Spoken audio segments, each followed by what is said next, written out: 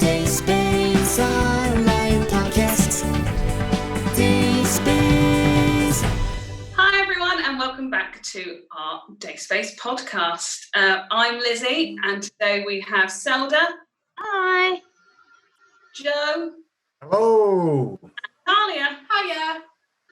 And we are talking about Learning Disabilities Week, and this week has been Learning Disabilities Week.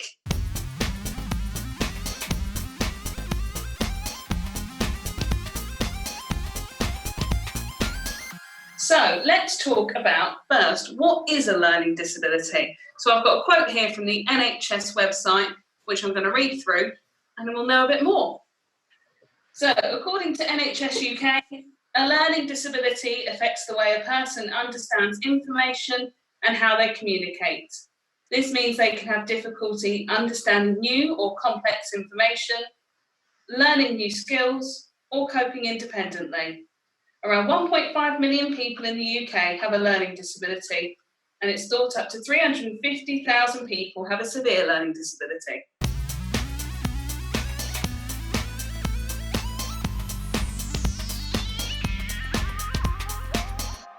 So there's different ways that learning disabilities can be caused, but basically a learning disability happens when a person's brain development is affected, and this happens either before or during their birth or in early childhood.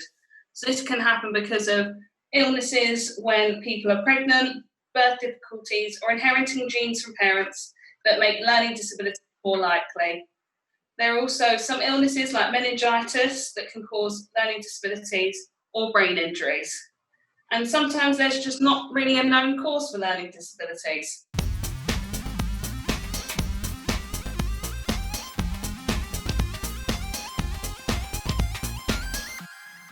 Now that we know what a learning disability is and how it can be caused, what is Learning Disability Week? So it's an awareness week run by a charity called MenCap, who have different centres all across the country, and they do lots of outreach programmes.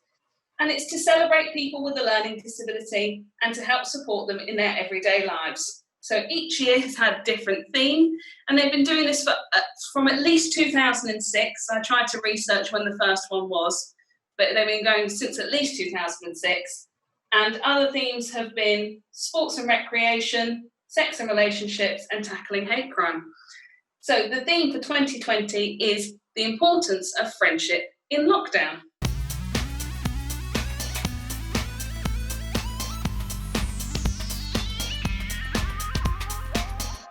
I thought it would be quite interesting for us to talk about what some of our issues have been with keeping our friendships going strong in lockdown. So does anybody have any issues that they've found throughout lockdown with friendship? Pubs are closed. Pubs are closed, exactly. The pubs are closed. Yeah. How are you supposed to see your friends if the pubs are closed? Come on. That is a very good point. Yeah, I think going along sort of the video call line, so everybody's been trying to do video calling, which is really handy, but not all of my friends have video calling and don't all understand how to download it and all that sort of thing. So that's been a bit tricky. Yeah, so there's definitely, and something that we've found when we've been trying to talk to some of our Dayspace customers in their houses and trying to sort online sessions and things like that, is that we've come across lots of technical difficulties where people haven't had access to Wi-Fi and stuff like that. So yeah, that causes lots of difficulties when it's talking about trying to continue virtual relationships. Yes, definitely. Something that I personally struggled with a lot in lockdown was just seeing the same. So I live with my boyfriend, and so that's only one person that I saw every single day for about 6 weeks, apart from when I went to Sainsbury's. And then even then I was trying really hard not to interact with too many people and just try and do my shopping as quickly as possible. So it was very strange only interacting with one person, going from when I'm working every day at Dayspace and I've got lots of people talking to me all the time, going from that to only seeing one person's face every day was my struggle.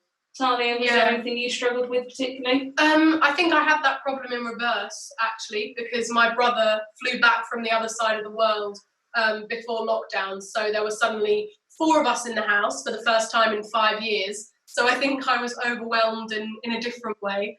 But yeah, I think it's seeing the same faces day in, day out can, however much you love someone, it gets quite tricky, and it then feels weird when you do see other people. You're not quite sure how to react or how to say hello anymore. Yeah. How to behave. Yeah. Definitely. And yeah, so you can't hug people and you can't shake hands or high five or anything like that. So I found it difficult to try and still be friendly and welcoming to people, but without any kind of physical interaction with them. So why have friendships been difficult during lockdown? So we've talked about some of our thoughts and feelings about it. But for lots of people, lockdown has been difficult because they haven't been able to spend time with family and friends. And some people with learning disabilities may have struggled with understanding about the coronavirus in its entirety and how this has affected socialising with others.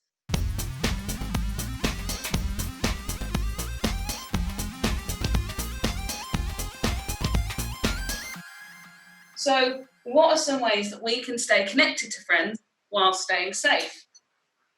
So as this is a MenCap organised thing, I had a look on their website and they've got this thing called friendship flags. So if there's someone you're particularly missing, they're encouraging people to get a big piece of paper and decorate it with all the things that person likes and all the things that remind you about that person. And then you can go up and wave at them through the window and show them your friendship flag and all the things that you like about them. Oh, that's lovely. I thought that was a really nice way to show people that you still remember them and you still remember all of these things about them and what make them your friend. So I thought that was quite a fun one. Brilliant. Does anyone else have any other ideas as to how we can stay connected to friends and family while staying safe? We've mentioned video calls, but that seems to be the main way that I've been doing it, particularly with family and friends. We've been doing quizzes, which has been fun, doing quizzes over various video call software things, and yeah, that's been how we've been keeping in touch, really. Have you won any of your quizzes, Joe?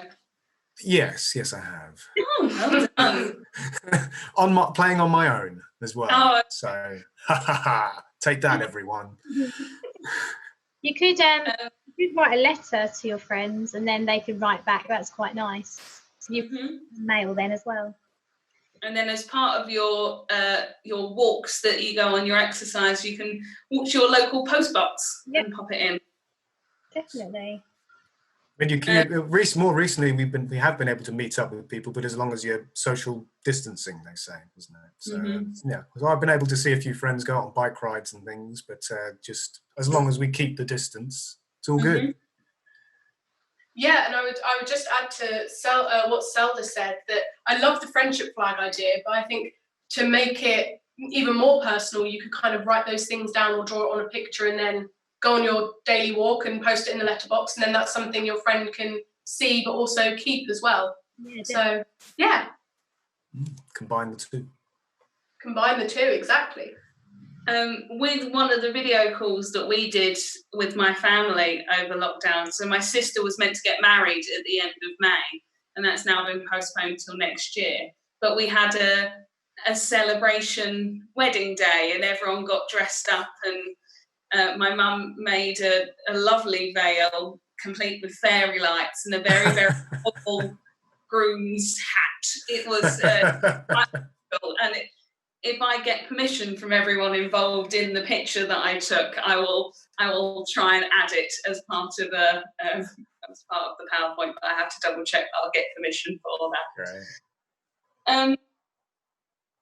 Right. So that was fun. There's been lots of.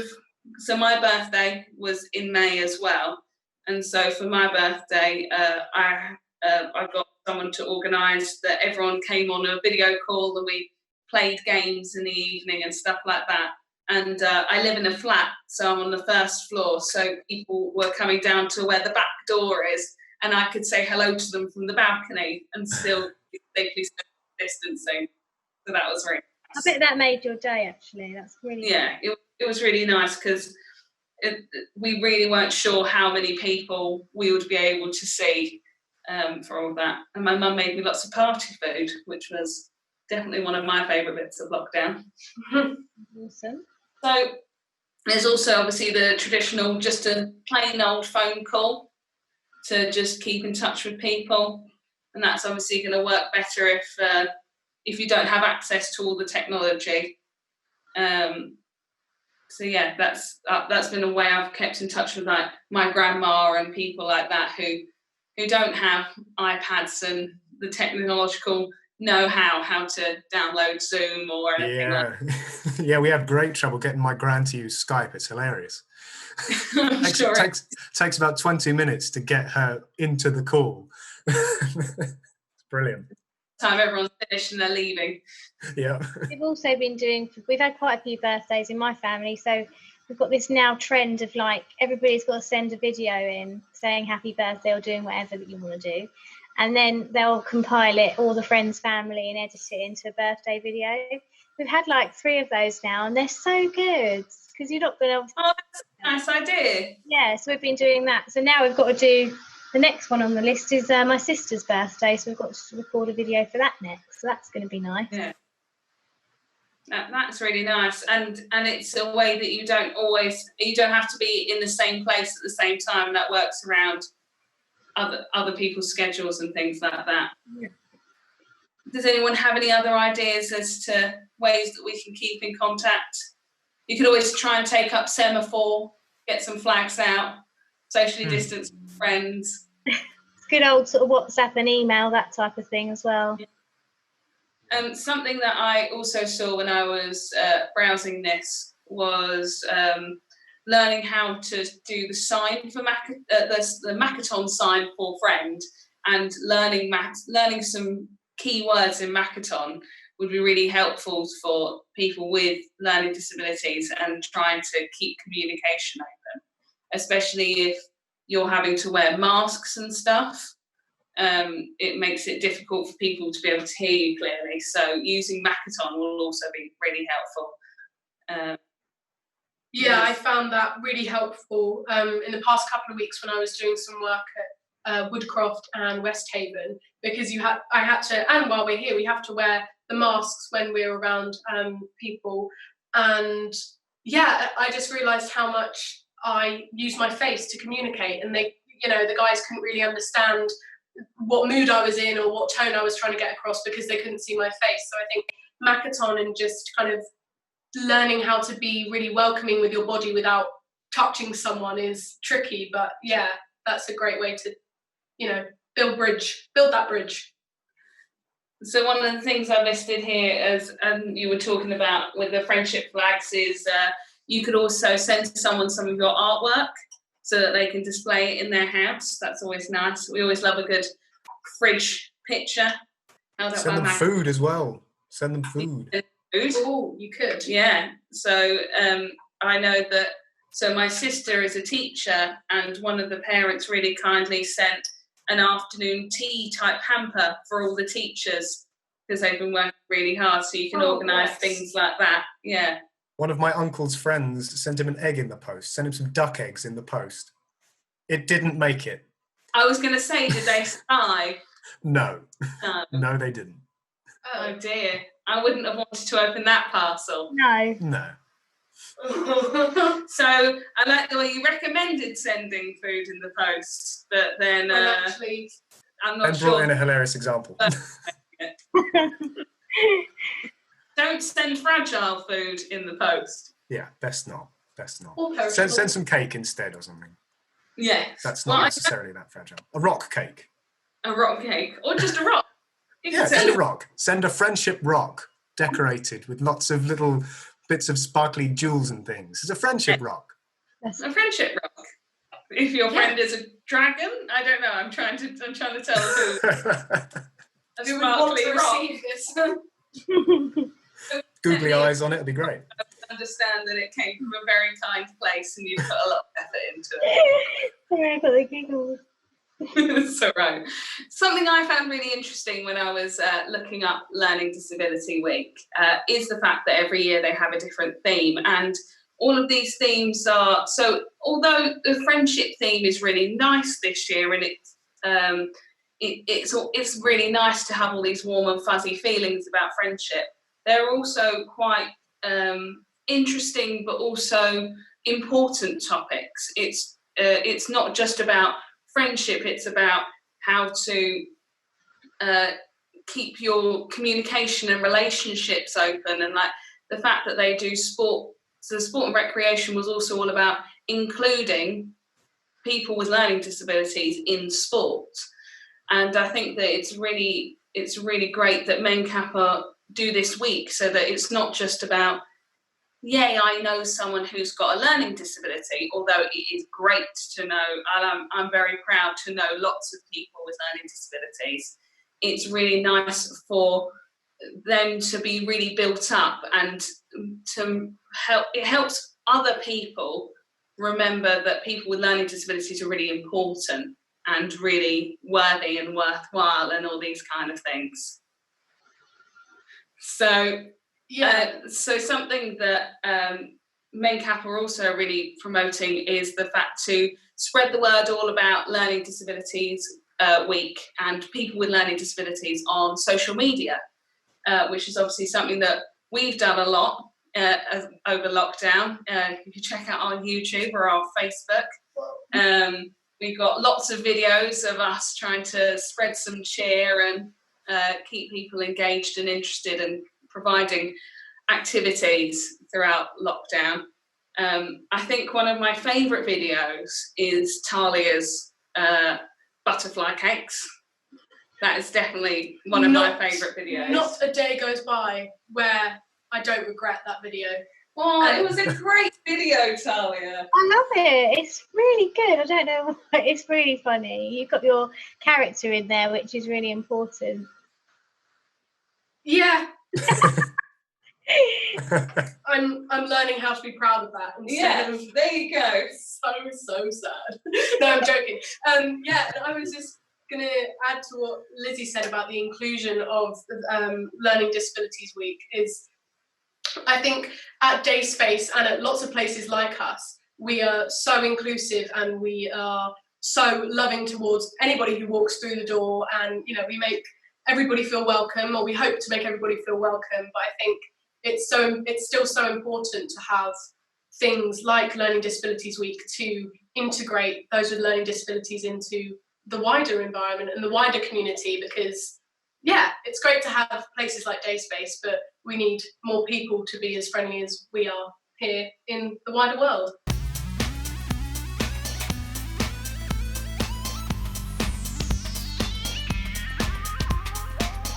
I've had so much fun today talking with you guys, and it's been really nice to see all your faces. So when we record it via Zoom, so I can see little corners of people, so that's really nice. But it's been really nice to hear your voices.